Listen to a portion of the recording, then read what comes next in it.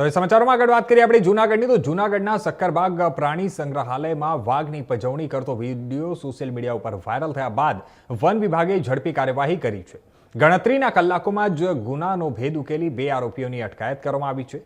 ત્યારે જણાવી દઈએ સમગ્ર મામલે વન્ય પ્રાણી સંરક્ષણ અધિનિયમ હેઠળ કાયદેસરની કાર્યવાહી હાથ ધરવામાં આવી છે। વન વિભાગની તપાસ દરમિયાન રાજકોટ જિલ્લાના પડધરી તાલુકાના બોડી ઘોડી ગામના દેવાભાઈ નાગજીભાઈ શિરોડિયા અને બાલુભાઈ ભીમાભાઈ શિરોડિયાની સંડોવણી સામે આવતા ત્યાં બંનેની અટકાયત કરવામાં આવી છે। સક્કરબાગના નિયામક અને વન અધિકારીઓની ટીમે નેત્રમ શાખાની મદદથી વાયરલ વિડીયોની તપાસ કરી હતી અને ગણતરીના કલાકોમાં આરોપીઓ સુધી પહોંચી કાર્યવાહી કરી હતી। હાલ બંને આરોપીઓ સામે વન્ય પ્રાણી સંરક્ષણ અધિનિયમ 1972 હેઠળ ગુનો નોંધી વધુ તપાસ હાથ ધરવામાં આવી રહી છે।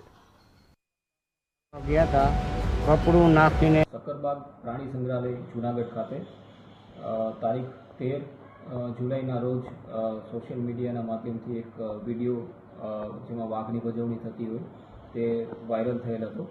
તો આ બાબતે તપાસ કરતા તારીખ 12 જુલાઈના રોજ આ વિડીયો ઉતારવામાં આવેલ હોય અને એની વિગતવાર તપાસ કરતા અને ઝૂ ખાતે સીસીટીવી કેમેરા જે છે અને પોલીસની જે નેત્રમ શાખા છે તેની મદદથી આ ગુના સબબે 2 તમોદારને અટકાયત કરવામાં આવેલ છે, જેનું નામ છે શિરોડિયા દેવાભાઈ નાગજીભાઈ ઉંમર 43 અને શિરોડિયા બાબુલાલ ભીમાભાઈ ઉંમર 35।